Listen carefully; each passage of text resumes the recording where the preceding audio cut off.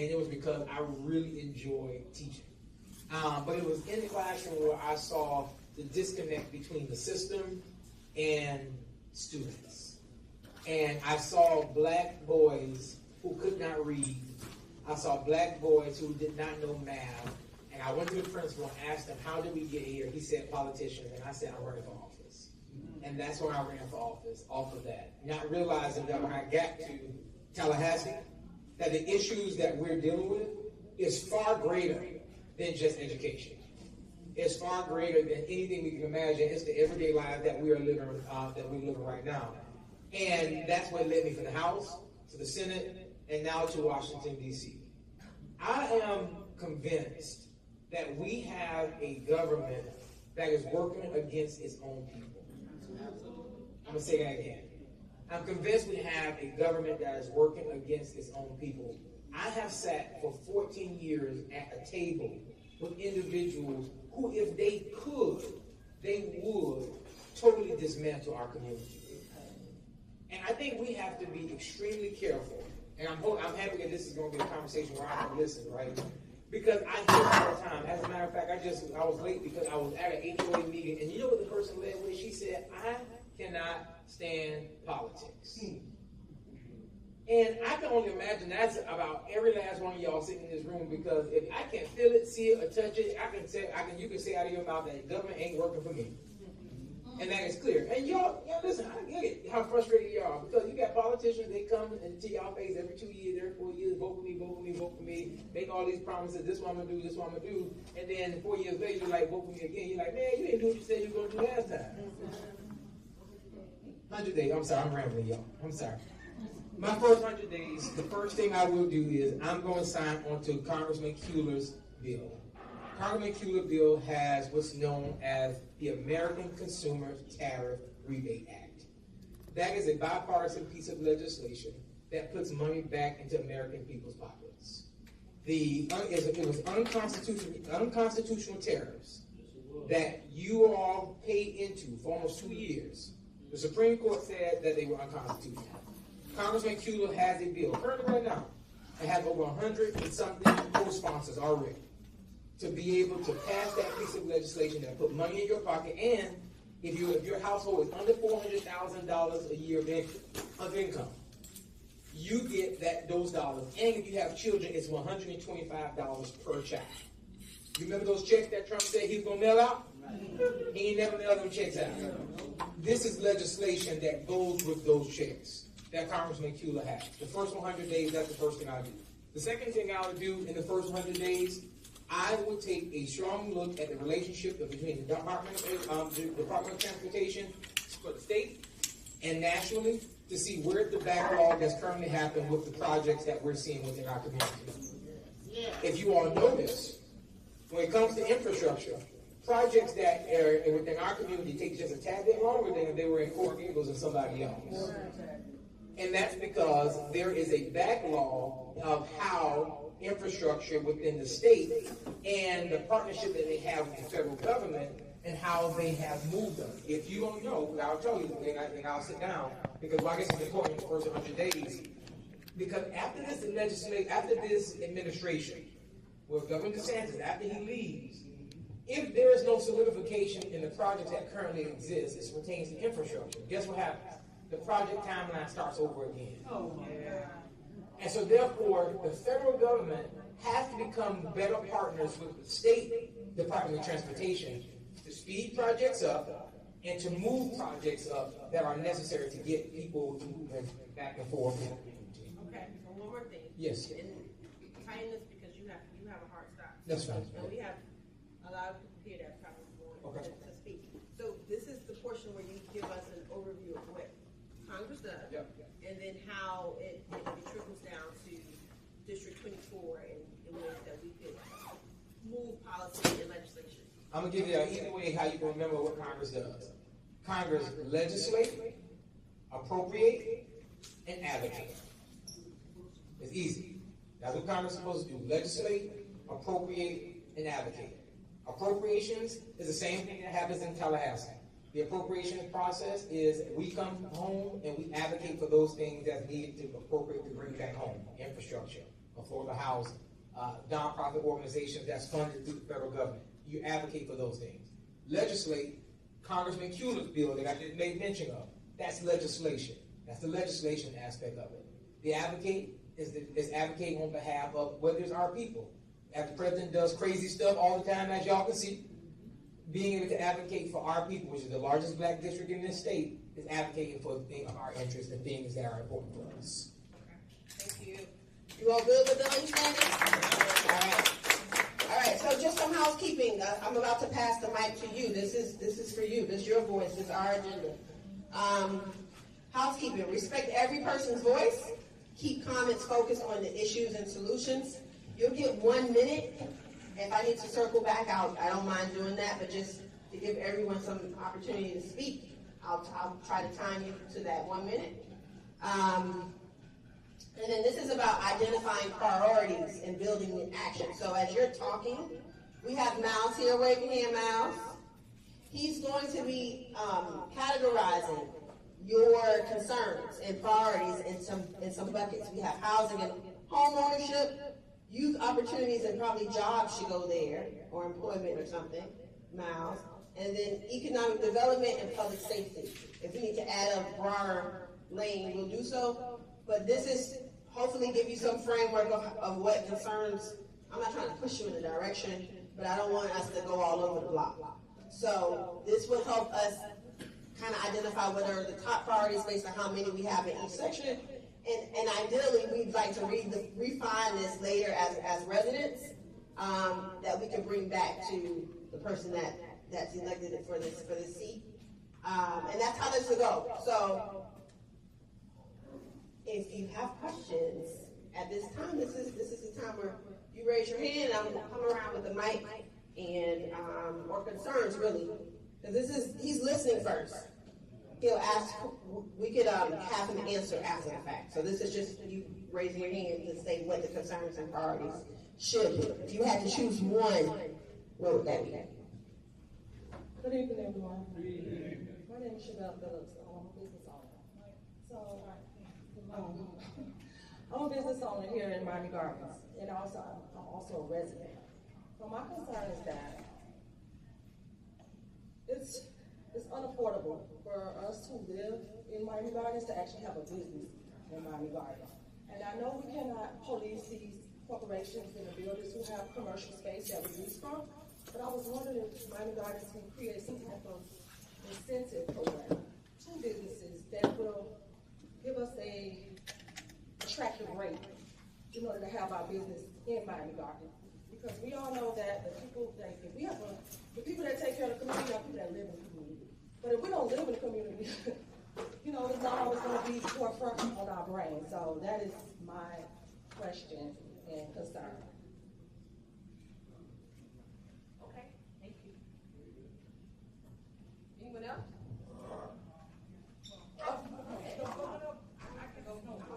Let me finish here, okay.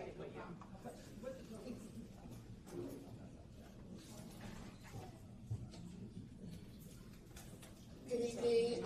My name is Dawn, and I am not a Miami Gardens resident, but I am a stakeholder in Miami Gardens because I come to Miami Gardens to spend my money. So my question is about transportation. You know that I am the mass transportation girl. I have been concerned about the half-penny tax that was passed for the North Corridor, and also the smart money that the previous mayor went and lobbied the federal government for using the North Corridor as one of the corridors that was going to benefit from the smart money.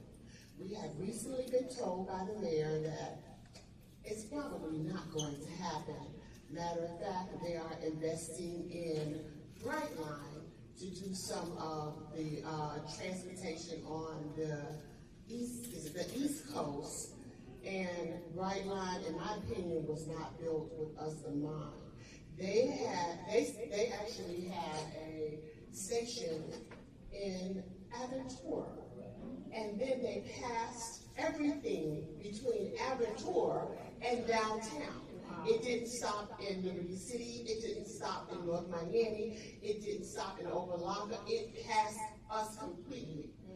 What can be done at this point to, because He's not answering. I know he's not answering. I know the feasibility studies have been done. The impact of this area has been researched. The incomes will go up. The health care, the quality of health care, the connection that we need in this area, the traffic will go down. You will be able to get to your homes when a major event is happening at the stadium because mass transportation will be in this area. What can be done to turn the situation around? You think you all should just stand up and talk and take this mic away? Make it more intimate? Oh, you okay? Okay.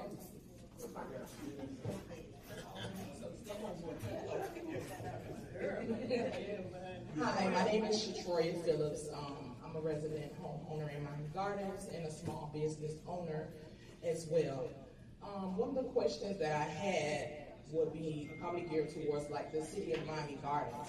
Like, what can they do to ensure that the small businesses and even the residents have some type of input in the economic development that's going on in the cities, instead of, we always getting after decisions are made, and I'm not sure if our opinions or ideas get implemented because the decisions are already made. Is there anything that can be done where the business owners, residents can also, profit off of everything that is happening in the city of Miami Gardens? We have F1, we have, the tennis open, we have all of these events that are coming here, and some of these events inconvenience the residents, or, we really just don't have a say so. And if this is our city and we're really a part of that, what can the city do, like, to incorporate the residents and people who are concerned and want to be at the table when these discussions are happening? I think if we can somehow implement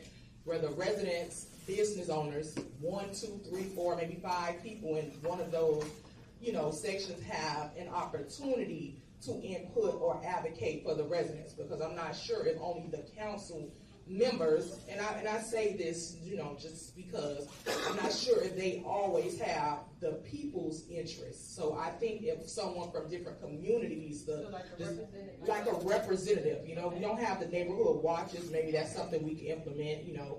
Something I would like to implement, even in my zip code. I'm in 33169 zip code.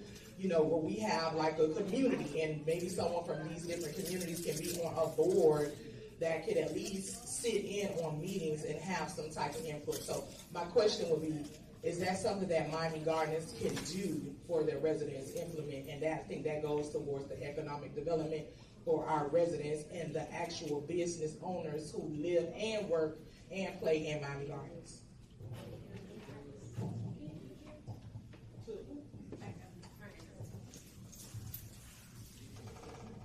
Good evening. My name is Francis Ragu.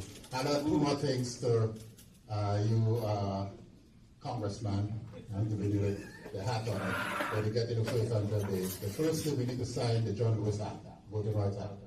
First thing. Second thing we need to do is to make sure we have additional 4 people on the Supreme Court. We need that balance. Third thing, we could impeach that person there. But I want to touch on the North Corridor. The lady is rightfully said, and I know we have had that conversation. The North Corridor, what Congress can do, what the congressman can do, because it's done before, when we had federal approval for the North Corridor coming up straight to County Line Road, and that money was taken and head out to the airport, combining the Green Line and Orange Line, and the most expensive piece of road ever built in the United States. What the Congress here before, well, it cost $300 million, and now it's at $1 billion. I'm going to the question, what he can do. Okay. Yeah. So what the Congress can do, Congressman can do, is to leverage. The North Corridor is the only one that offers us the opportunity for regional transportation, connecting Dade, Broward, and Palm Beach County. So if it might be expensive for Miami-Dade only, by connecting the 3 counties, it is going to become affordable, and leveraging dollars to come for transportation into these 3 counties that will make it affordable. Because the county, the city, the federal government can do anything that they want to do. They can give how many $1 billion to fight a war. It is the willingness, the political will to do what is the right thing to be done. And this is something that the congressman can do, is to leverage his relationship with the counties, the cities, the counties, and the state representatives, together the congressional representative that represents those other 2 counties, so in that we can leverage the dollars to make sure that the North Corridor can do to alleviate the parking situation that we have for every major event. And one more thing, we need to put the pressure on the Stephen Ross to lobby to assist in that, because it is his interest that we are hurting and sacrificing to make sure that he can be profitable there. And if he lobby for it, that will be done. The other part that we have to do with him is to make sure that he provide parking, for which we lost when Formula One and with the building thing there, but that's a city situation and a county, not the federal government.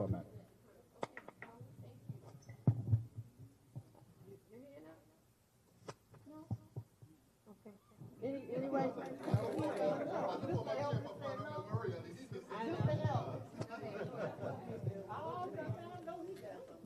Good evening, everyone. My name is Michelle Thompson. I wanted to know, is there any way that when these events happen,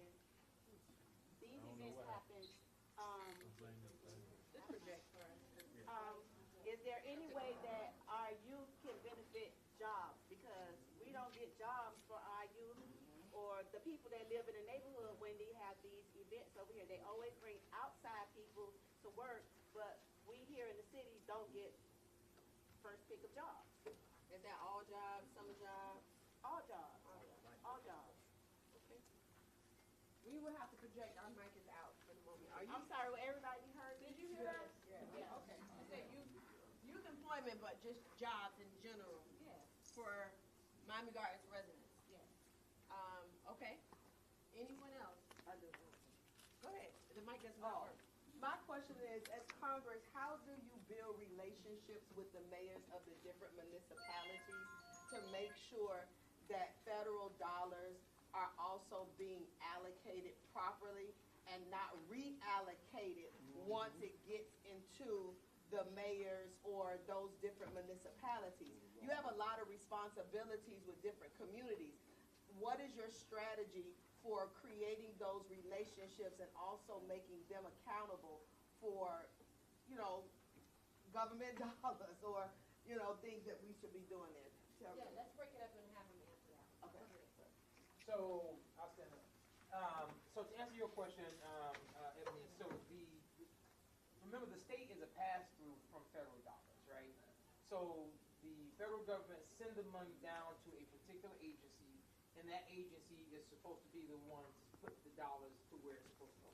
For example, the Department of Education, they allocate how many children we have in the state of Florida, and for those amount of teachers we have, and they send the Department of Education that money. That's the pass-through, that's the middleman. Now you got the Department of Education, state, is supposed to disperse that money to the school districts. Then that goes from the school district now to the schools. So that's the pass-through. So here's what's happening, and this is a big problem. So you have Congress that if you have a Republican president, I'm gonna use Biden for example. President Biden passed meaningful legislation, sent monies down to the states. When that money reaches the state does not have to do how the federal government tells them to spend that money. Remember, they're just a pass-through. So it was a pass-through. If they desire to give that money, in this instance, as far as what you're speaking about, they can put that money to wherever they desire it to go to. So for instance, in the state Congress, I'm gonna use Congress just for the sake of the legislature, I can speak to the mayors and everything like that to ensure that those dollars go to where it needs to go, because I carry the appropriations. I'll give you an example. Leslie Estate, we bought money back home for Leslie Estates. The first thing I'm doing after we get that money from Leslie that we do, I'm going to the city. I'm saying, how are you spending that money? Okay. Did you spend that money the way you did? That's from the state perspective. Right. federally, it's different because if the state is not dispersing that money in a way as it's supposed to, you don't know where that money lands at unless you're actively working and following those dollars and where that money is absolutely going to go. I got a follow up to that. Sure. Because this is intended, when I said we were going to work backwards, this is intended so that we could follow the money. Yeah. So let's say you did Leslie Estates, and how do we then, what's the process for us to follow that process? Is it that you need, that office is more transparent on whatever that was? Yeah. And what is it, almost at a third grade level, that you could tell us and educate us on that process so that we can know the best way to follow it, so that we know that it reaches the right people? So you can go to flsenate.gov. So flsenate.gov, that's where you can go and you can look, like, you can pull my name up and you can see all the appropriations that I filed. And then you can see the appropriations I filed. You can see which ones made it into the budget. And then you can see which ones were vetoed by the governor at flsenate.gov. You can do the same thing for your House rep members to see what bills they filed. You can see what appropriations they put forth, and you can follow it every step of the way. The one part that we don't have control of, and for each to answer your question, the only part that we don't have control of is once that budget leaves the chamber and it reaches the governor's office. At that point, it's left dangling. It's up to the governor. He has what's known as veto power. He can veto whatever he desires to, and I mean, even if it's projects and things of that nature. You can follow whether or not it's vetoed. The only way you can follow whether or not the city has spent that money correctly is you would have to do a public records request. You can, each one of you all in here, if there ever was an item that was put on the agenda for your city, you can go to the city, to the clerk's office, and do a public records request to see all of that information. I don't care if you want to gather email it, if you say, well, I want to see who was my council member or even my senator, who were they emailing about this item? You can request, you can go online, you can go to the clerk's office and do a public record request and put all of that information, and you can, it will be presented. No shade to Miami Gardens, but we do that already with public information requests. Yeah. Shouts out to Ms. Gail, Ms. Reed, and the whole crew. They are on top of it. I've received an invoice, for example, from making such requests of like, hey, go into detail. It's like, we're gonna charge you. So I'm just putting that. Yeah. I'm just flagging that because that's a little discouraging as well. Yeah. Most cities that happened in Miami Gardens. They charge to deter from being able to do that.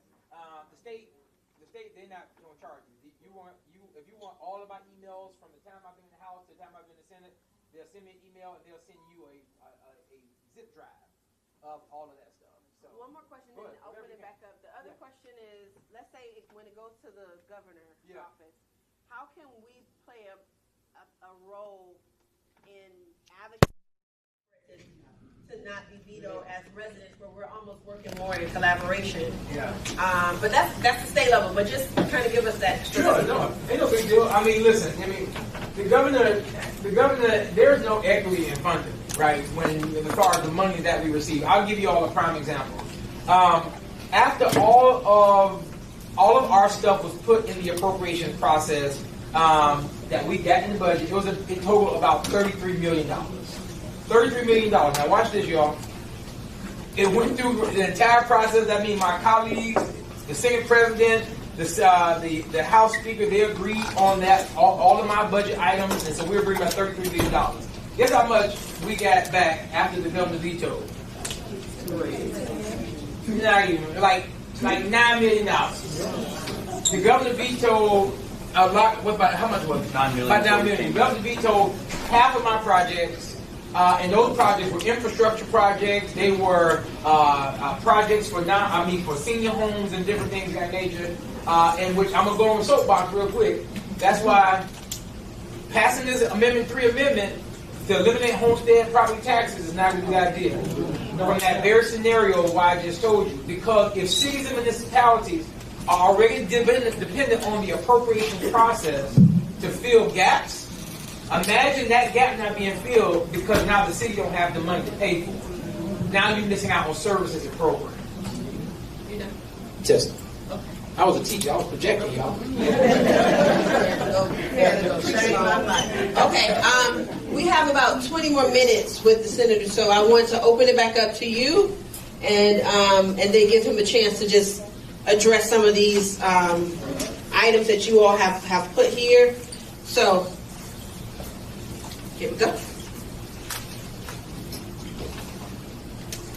My name is Sandra Dickerson, and my question is about the Affordable Care Act. You didn't mention any information regarding reinstating the subsidies for this very, very critical issue, particularly as it can be let me project.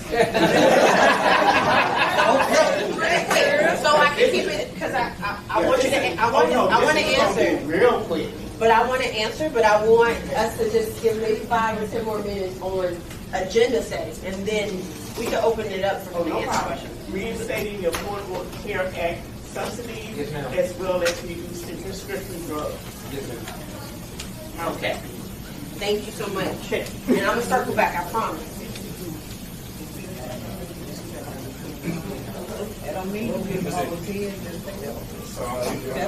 You got to project it. It's back I'm on. looking for with you a new opportunity. I know what it is. So Miami-Dade County is recently branded as tech hub. Yep. So what federal funding would you be directing or looking for, like basically to bring to our African American communities, like our local high school, Florida Memorial University, to make sure that our kids have good jobs like coding, AI, cybersecurity, so that we are our youth are equipped to take those jobs that bring on good wages to afford apartments and feed families. Okay. Anyone else? We'll do about 3 more questions. And then priorities and concerns, and then we'll open it up for questions. Good. So on mass transportation, I'm not sure what that is, but we here in Florida have an antiquated plan, some that go back to the 60s, one that goes back to the 70s and 80s. What will you be bringing to us to have something revitalized, looking at cities like Baltimore, Philadelphia, New York, and Chicago, how they reuse industrial areas and old freight lines to revitalize and bring mass transportation and make it a multi-layered system. You know, we have the trolleys, we have the buses, and we have the train, but they don't seem to work with one another to make a comprehensive system for all South-Dade, Miami-Dade County, or whatever. They just don't work together. A progressive system, so you could reuse these areas to kind of make a new plan, because everybody's still harping on that 1980s plan of taking and dividing a community going down 27th Avenue. We saw what happened, if you grew up here, what happened with Overtown. So what could you look at those cities and bring to us as a revitalized mass transportation plan? Okay. Anyone else? Go ahead. Lisa Bernie, I've been a resident pretty much all my life. I moved out of town, came back. You can hear it? I think the mic's back. I moved out for 20 some odd years now to come back. Since coming back, I see all these new apartments, all this brand new stuff and whatnot. Where's the affordable? Where are the ones to do? This place, a lot of people build all these houses and stuff like that. Yet it's still, we got people who can barely afford their homes right now and move down here. People that look like us are not going to be able to stay in the neighborhoods that we're grew up in. You can stand. If you got a question, you stand, real acknowledge. You need a concern? So I just want to piggyback off of what he said. As far as wages in South Florida, recent stats say that we're like the second highest. And as he said, we have IT jobs. You look at that and IT over here, we're way underpaid compared to like San Francisco and New York. However, how do we get those wages to go up and match federally and locally so we can maintain and live in these homes and get compensated accordingly? Okay, anyone else? I have a question. Project for it, maybe. I have a question about, there are recent plans to build multiple data centers around the South Florida area, and the effects of data centers are just terrible for ecological reasons, and environmental reasons, and economic reasons. What are your plans to stop? You can answer that. Yeah. So this past legislative session, data centers came before the legislature in the Senate. And the House had a version of the data center bill, and the Senate had a different version of the data center bill. And I'll tell you the difference. The House had a bill that said that they didn't call it data centers. They said they use it as like technology hubs, could be built within the district. They did not have to go through city approval, well, as far as building, as far as purchasing the land, nor did it need residents' approval to be able to do it. The Democrats in the Senate, we fought extremely hard on it. Thank you to Leader Davis, who led the charge, and I co-sponsored the legislation that no data centers can be built within a community without having residents' approval to be able to put a data center inside a community. The reason why is because if them put a data center in Miami Gardens, they might put that proposal. I can tell you they're not going to Coral Gables to ask them to put a data center. So the fact of the matter is being able to put that power back into you all's hands to decide whether or not you want a data center. I'm opposed to data centers because I believe that what's to come on the other side of it, with rates and different things, I just don't think there's been enough studies on it to put them in communities, and I don't know why they come to a black community first. I don't. You had a concern? Good question. Okay, any more concerns? Go ahead. If nobody wants, I have a try. We took him, he went already, so if anyone else doesn't go, I can give him in. Okay. You know, this is not a question, but when you get to Washington, right?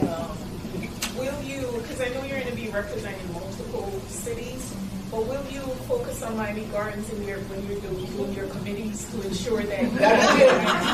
I already get in too much trouble because they say I focus on Miami Gardens too much of the time. So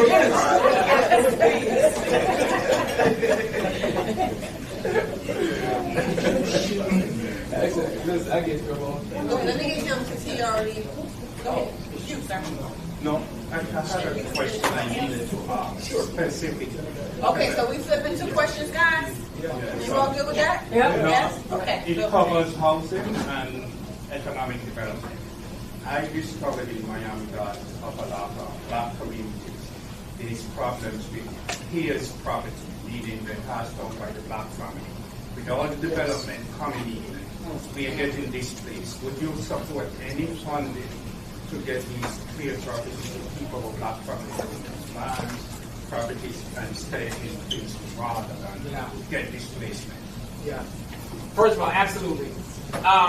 So like in Atlanta has a program to keep black legacy homes in the community. That's right. I'm not on the city council for Miami Gardens, so I can't speak for them. If I was a council member, right, I think I'm giving you an idea right now, right? I believe that Miami Gardens have the wherewithal to build a sustainable program over the years to ensure that the essence of Miami Gardens remains what it is, right? Listen, when I was raised here on Tootin Bars, I mean, listen. Yeah, y'all know Black Metropolis in Miami Gardens, right? And as our community changed, I mean, listen, I'm not saying other people should not or cannot move here, but the essence of Miami Gardens has to remain the same. But we have to keep people in their homes. That's from the city perspective. As far as congressional legislatively, I do believe that Congress should and can, once they extend the low-income tax credit, there are ways not only to keep people within their homes, but I also think there are ways to incentivize cities and municipalities and counties who do create programs to make sure seniors in legacy homes are able to be able to stay within in the community.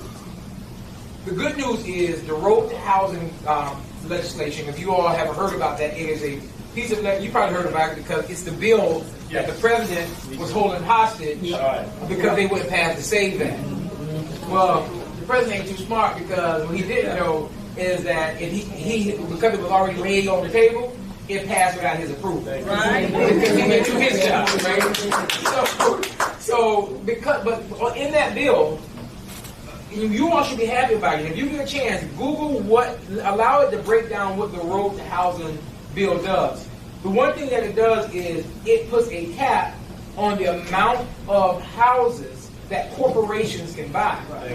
The reason why, and I'm going to call it out, politicians allow it, the reason why a lot of these houses are unaffordable is because these developers went to county and city commissioners, convinced them that we're going to give back to your community and allow us to build here. They displaced people, Liberty City, moved them down south, told them people they're going to move them back here, never moved these people back, and now they stuck down there at Homestead, and now you made it unaffordable for the place you're going to move them. And that's what we're seeing right now. So when you talk about something that's being unaffordable, half of the reason is because we've allowed it to become unaffordable without holding these developers to the carpet and how they're bringing these houses forward.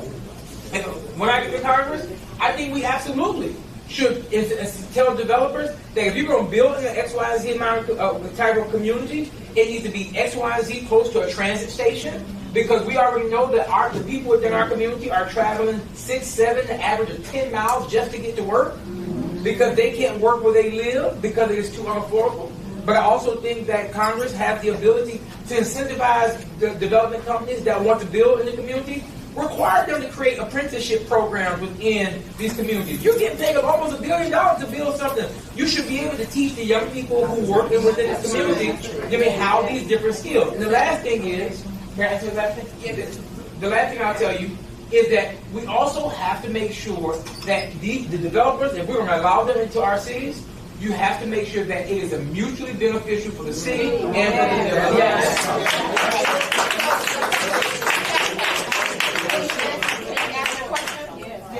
I'm going to take 5 questions and then we'll wrap this up. I asked you about the Affordable Care Act and reducing prescription drugs, so that's a very big issue for our community. It is, and well, first of all, you're absolutely correct. And right in Miami-Dade County, we sit in the hotbed as far as Medicaid and Medicare within the state of Florida, and for individuals who are suffering the most when it comes to the ACA subsidies that were taken away from us. We had the opportunity in January. In January, we had the opportunity to extend the ACA subsidies until 2029. The Senate passed a bill. The House sat on the bill. And so because the House sat on the bill, now, here we are where we are now. That's why we need to keep, Hakeem Jeffries needs to become the Speaker. We need a Democratic Senate, and then we have to make sure that we hold our members together and bring some other Republicans on the side to make sure that we can extend the ACA subsidies to 2029 until we get Mr. Man out of office. And go back to reducing prescription, which I believe this will happen if we can get to the place where we extend the subsidies. Then we can go and have the conversation as far as lowering the cost of prescription. We're doing that. Absolutely. Yes, ma'am. So you have a few questions. Yeah, sure. Two of them is the ones that were addressed earlier. If you could touch on a few of those. Yeah. And then your style of responding. It's long. I know. I'm long. I'm making it look excited. I get excited when I start. Tighten it up first so we can get to everybody because it's for your time. I appreciate it. It is a PD. So as far as the unaffordable part, somebody made mention of the unaffordable for residents to have businesses in Miami Gardens. Now again, I'm going to answer this from a congressional standpoint. I mean, from a state, and not speak as a councilman. Personally, I believe that the city council they can incentivize businesses as pertains to owning a business within the city. I think from a congressional standpoint, I think I said this where I was speaking as far as the housing and incentivizing. I think there should be a program, and it can be a program, to where individuals who live in Miami Gardens and have their business in Miami Gardens should be incentivized to have their businesses inside Miami Gardens, right? That can happen through the SBA process, through the Small Business Administration. It is all pertaining to what type of relationship we have with the Small Business Administration and with the city. Like I said this at the forum yesterday, I believe SBA's, the Small Business Administration, should be inside community centers and municipalities so they can have better access to the people. You don't have to have a long conversation, but I think it's not the fact that people cannot get these different subsidies and things. People don't have access to it. I think we should bring it to people. Okay? We're doing questions. We're switching because he has to go. So I need to open it back up to questions, and then we'll combine this stuff. A quick statement and the question. Her advisory question, and she's going to get me on it. Go ahead. Her question was about creating, I think this may be a local issue. It is. Maybe it is. That's going to make us comment on that. Yeah. So my name is Christine. I run the social media page, Miami Gardens Now, which is basically community news about Miami Gardens, in Miami Gardens. I live in Miami Gardens, so I talk about Miami Gardens. When you're talking about those kind of issues that you just brought up, that is city of Miami Gardens. So all of the people that are in here tonight, please, the next city council meeting is September 9th.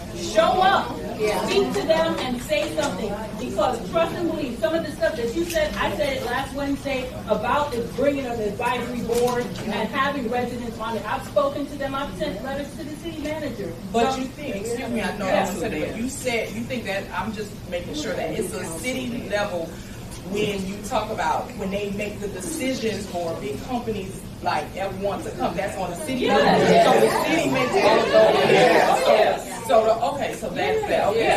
So it's so big and raw, I would have thought that it's the city, it's the county. So the city of Miami Gardens can directly decide or help to get around. You want to make sure. So so the city of Miami Gardens. So if we want to get residents to get involved in the voting or the decision-making process, we would go directly with the city. No. And the Congress would have like this is city and it's a county. Yeah. So you want to do right? Okay. It's a city All and it's a county. We got it. The city and the county. We got it. No. She's yeah, okay. She's good. So my question is, for the past 6 weeks I've been documenting the blockage of the sidewalks during FIFA. That is something that's been a concern to me. So if elected to Congress, what federal legislation, funding, or oversight would you support to ensure the Americans with Disabilities Act is fully enforced during large public events? Because just Sunday, it was the 36th anniversary of the Americans with Disabilities Act. And for those who may not be aware, and sometimes it's an oversight if you don't have it. If you don't walk around and you don't see it and you're not impacted by it, it is something that's overlooked consistently. And that's what happened. And so from your point as a congressman, I know you can't do something specific to it, but in a general sense of that Americans with Disabilities Act, what can you do? I don't know if you have the answer right now. It's something you have to think about, but please. I mean, I'll be honest with you. The enforcement of the American with Disabilities Act is probably the one thing that any one of you all in here, if you see that it's being violated, that you can call to report it, and they will be out there with consent. I did. Well, unless you, even with someone within the county, or even if you call within the state, if you call the state, the state can call the Department of Professional Regulation or even the Department of State, and they could be the ones to make the enforcement. They'll send the right enforcers down to deal with it. Yeah. 2 more questions. Wait a minute. I want a new face right quick. I'm just backing up what was just said. The city claimed that they have an ADA area, but we never see what they do. We never know when, we never see it enforced. That's my point, because of what Chris August got here. My thing is, they need to be involved when there's all events of any kind to make sure, because remember, disability is not always seen. That's right. I have a hidden disability, what is called hidden disability. So you look at me and go, oh, you know, like that. I always say that at meetings because people are not aware if you're not in that situation. And I think that's a weakness of the city. They're not enforcing disability ADA compliances like they should. A quick question. Yes, just quickly, back to the North Corridor. Yes. And I expressed my concern. My solution is it possible that we can go into a PP3 relationship in the North Corridor as the mayor is now recommending the same PP, something similar to a PP3 with Brightline, an organization that's about to go out of business. County mayor. The county mayor. The county mayor basically wrote a memo that she basically said that the cost of the corridor that it would have cost many years ago is not what it would cost now, and the only way that the county would be able to pay it is basically that they would have to tax the county again, in so many words. And I don't believe that the residents are going to go along with being taxed again for something that they've already paid for some time ago. And let me tell you all, so somebody asked a question about, and I made mention as far as how the money flows. Yeah. The Department of Transportation and the state and the federal government are supposed to work hand in hand. A lot of these projects, the reason why you don't see them being built the way that they're supposed to is because of the disconnect between the state and the federal government. So a lot of times when these projects, after these projects are done, by the time it makes it to on a plan, the federal government then moved on to the next project while we still trying to write out a plan to try to figure out what does it look like. And so now, 10, 12 years later, the corridor is where it's at right now. It costs over $1 billion, and now we can't pay for it. And the state, I'm going to be honest, the state not going to pay for it because they tried to put money in for the North Corridor, and the governor vetoed it 3 years ago. So as with my question, is the PP3 I'm sorry. a possibility? Ma'am. It is. Okay. It is. Okay, thank you. I'll get to you. I just want to wrap this up because he has to go. But just from an agenda piece of it, from tonight, just so for your awareness sake of us putting it in categories, housing, affordability, displacement of families, of African American families, and legislation that can support what could be done for that. Youth opportunities, jobs for high schools, colleges, all jobs, one person mentioned, and then coding in AI and cybersecurity, wages, increasing wages in South Florida, people are underpaid, housing is over there again, so that needs to be over there, so that's 3 over there. Business incentives was raised, mass transportation, Tri-Rail, Brightline, connectivity to Miami Gardens and Opa-locka. The community advisory, which we mentioned, was for a city, but if it's committees, someone else mentioned, a way for us to have a voice at the congressional level and even state, because you're still in that seat. So what does that look like? The young man wanted data centers to be stopped. I think we could all agree to not wanting that in Miami Gardens, yes? Okay. And then we have nothing for public safety. ADA. Okay, let's say ADA. And then an Affordable Care Act and Disability Act. Somebody made this. The youth jobs up there? Yeah, youth jobs are up there. It's a larger conversation, but I think versus us just throwing it out and then we forget, this allows us to like refine it. I'll close with this young man for a question, but this allows for us to redefine it, fine-tune it a little bit more. I think conversations are important beyond just the almost like the forums where they just kind of go back and forth, which is good, but it's not good for us because we still are left with what's the solution and how do we get to these things. Can I say something real quick? On August, what's the date for the bills and budgets? August Friday. First Friday of August. First Friday of August. I think I'm going to go in detail along with Councilwoman Katrina Baskin, I'm doing bills and bites. I'm going to go through the legislature, go through the legislative process, what happened this past legislative session. I'm going to talk about how you all should be advocating going into November, and I'm going to have some food and some maybe some wine for y'all. So it's a Friday, the happy hour, so y'all can enjoy yourself and we can talk at the same time. So that's going to be on the 6th or 7th. Okay, you can go ahead with your question, and then I'll wrap up. Thank you. I have a big question. This is for, and I think about this whenever I'm around or I think about any politician, especially since you're a higher ranked politician and that you're going to be a even higher ranked politician when you win for Congress.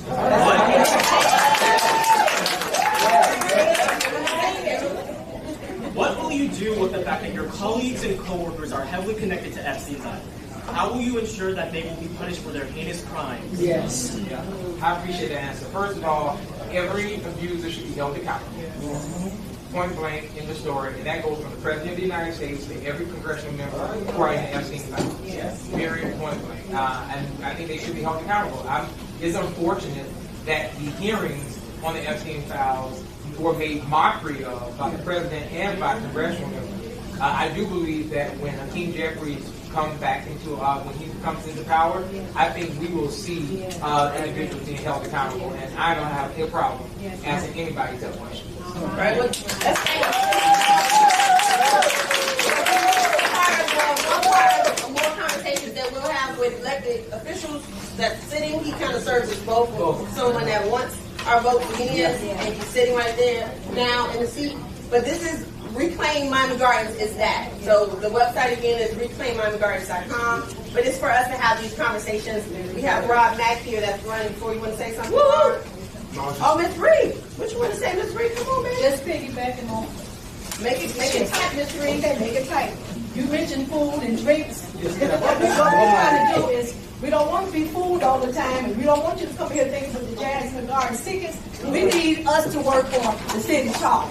Okay, we need to work on the city charter that's going to be coming up in 2028. So that's what we need to focus on, because with that city charter, it's not going to happen new if we don't work on this, people. So all of you in here that part of Miami Gardens, come to city council meeting. Start back, come and voice your opinions there. It matters. The voices matter. But this city charter is very important. Like I say, it ain't about food. Don't get me wrong. It's good to have a piece of chicken. It's good to have a piece of chicken and a free ticket for Jazz in the Gardens, okay? So you know, don't lose your focus. Don't lose your focus, people. That's all it's about. Don't lose your focus. All right. If anyone that's in support of Shevrin wants a picture with him as a group photo, I'll allow for that before he goes, because he's going to go after this. So if you all are in support and feel comfortable, you all can take a picture over here. And then I have CBS here. They're here really to capture this moment for us, of us just coming together and organizing for us to elevate our voices in this way. But the other bigger issue is last week, not to make this political, but last week, the city pretty much strong-armed residents in approving the naming of the Performing Arts Center. That's named after someone, and they want to speak with residents that's interested in speaking, if you all, anyone interested, and how Miami Gardens will have a Performing Arts Center. What is it? A Performing Arts Center? The Performing Arts Center. The way that it happened, it was added to the agenda on the day of, so it never gave residents an opportunity to even just review it and know it was coming. It's a resolution that was pushed by the mayor. So as it passed unanimously, and it passed right before they went on a break. So we have a recess. So we have some time before we even be able to readdress it again. I'm sure that was kind of strategically done. But again, they're here not to make it political. This is about residents and being a part of those conversations, and so that does not happen in that way. So if anyone's interested and they're still here, that would be an opportunity to do that with the media. They need to look and see what the mayor said, the reason why he put that in place. Okay. What was his reason? Because he knows all of that the money for it. He said he secured $33 million. Okay. So he bought it. He bought it. So why did you put on the agenda? I don't know. But again, that's CBS is there. Anyway, thank you all for coming. The next city council meeting, what's the date, guys? September 9th. The next council meeting is September 9th. At the Before you leave, just before you leave, I don't know if you heard this or not, we have our Miami-Dade NAACP Youth Council, and I shared with everyone that these are our next leaders of generation, and they are here and took their time because they want to make sure that youth voter awareness. I know that most of you guys are already registered to vote, but what I'm asking for you is to show them that you're here to listen to them and you support them. They have a small QR code in green. If you just scan it and show them that your status is all right, you get to spin the wheel and get a prize. They got those things. Okay, as you all are leaving, if you don't mind grabbing food, because that is paid for, so we need to keep it up. Okay. Enjoy, have a drive safety, and thank you all for coming. I'll let you all know. I want to say